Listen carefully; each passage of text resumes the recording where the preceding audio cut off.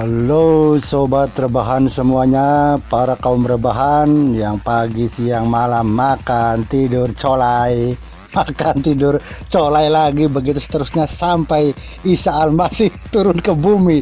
Iya. Berita terbarunya dilansir dari Indosiar karena meributkan uang sewa rumah seorang WNA.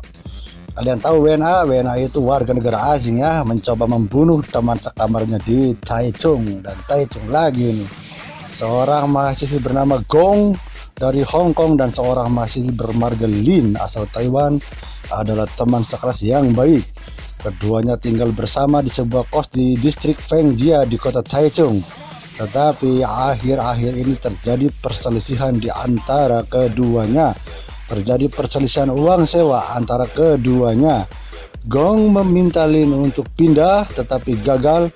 Gong pun menikam Lin dengan pisau. Lin yang berlumuran darah melarikan diri ke jalan untuk meminta bantuan. Dan tanpa diduga Gong yang berada di rumah bunuh diri. Iya, bodat sekali Gong ini. Menurut laporan, Gong dan Lin yang berusia 21 tahun dan 20 tahun adalah teman sekelas di sebuah universitas di daerah Zhongxi. Kalian tahu Zhongxi? Zhongxi itu di Tasikmalaya. Keduanya tinggal bersama di kos harga 12.000 NT dolar. Pada awalnya kedua belah pihak berbagi setengah dari uang sewa. Tetapi baru-baru ini Lin bermaksud untuk pindah dan kedua belah pihak berselisih pembagian uang sewa.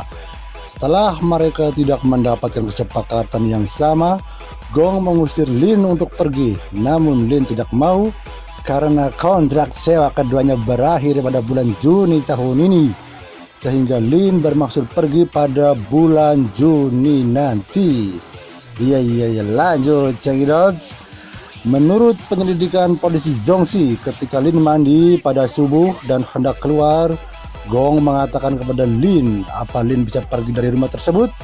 Gong dengan sangat emosional memegang pisau tajam dan menikam Lin dari belakang.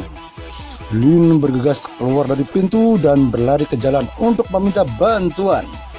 Penjaga terdekat memanggil polisi dan memberitahu ambulan untuk membawa Lin ke rumah sakit.